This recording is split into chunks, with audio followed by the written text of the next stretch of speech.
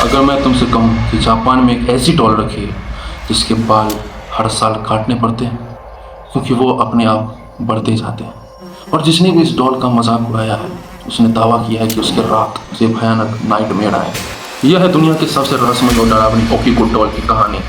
साल 1918 जापान में एक छोटा लड़का अपने 3 साल की बहन ओकीको के जन्मदिन के लिए गिफ्ट खरीदने बाजार गया। बहुत खोजने के बाद उसे एक खूबसूरत जापानी डॉल मिली। लंबे काले बाल, पारंपरिक कपड़े और बिल्कुल मासूम चेहरा था। उसने वही डॉल खरीदकर अपनी बहन को गिफ्ट कर दिया। ओकीको उस डॉल से इतना प्यार करने लगी कि वह उसे हर पल अपने साथ रखती थी, उसके बाल संवारती थी, उसे अपने साथ खिलाती थी, रात में उसे सीने से लगाकर सोया करती थी। ऐसा लगता था जैसे वो डॉल उसकी सबसे अच्छी दोस्त बन चुकी है। लेकिन कुछ ही महीनों बाद एक मच्छर के काटने से ओकीको को मलेरिया हो गया और उसकी हालत इतनी बिगड़ गई थी कि और एक दिन उसने उसी डॉल को अपनी बाहों में पकड़े पकड़े आखिरी सांस ली और अपना दम तोड़ दिया। पूरा परिवार टूट चुका था। इस घटना के बाद उन्होंने उस डॉल को अपनी बेटी की आखिरी निशानी मानकर घर की एक शेल्फ पे रख दिया। कुछ दिनों बाद परिवार ने देखा कि डॉल के बाल पहले से लंबे हो चुके थे। धीरे धीरे वो बाल लंबे हो रहे थे।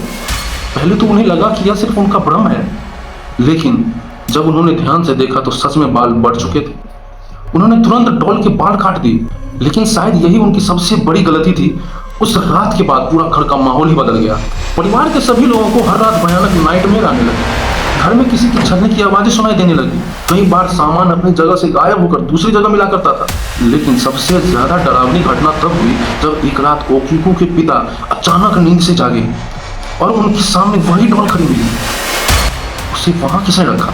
इसका जवाब आज तक किसी के पास नहीं है। ये घटनाएं कुछ दिन तक नहीं बल्कि पूरे 20 साल तक चलती रही। परिवार ने कई धार्मिक गुरुओं को बुलाया, लेकिन कोई भी इस रहस्य को खत्म नहीं कर पाया। आखिरकार उन्होंने वह डॉल जापान के मनोंजी बुद्ध मंदिर को सौंप दिया। लेकिन कहानी यहाँ खत्म नहीं हुई। मंदिर के पुजारियों ने भी दावा किया कि उस डॉल के बाल आज भी बढ़ रहे हैं। समय समय पर उन्हें काटा जाता है। कुछ लोगों का तो यह भी कहना है अंदर इंसानों जैसे दांत दिखाई देने लगे हैं। आज भी हजारों लोग इस डॉल को देखने आते हैं।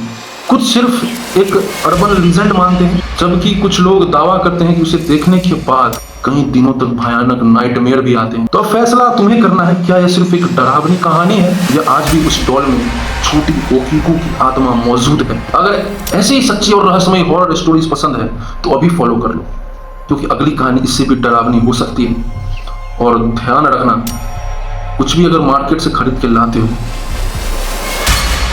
तो उससे संभल कर आना।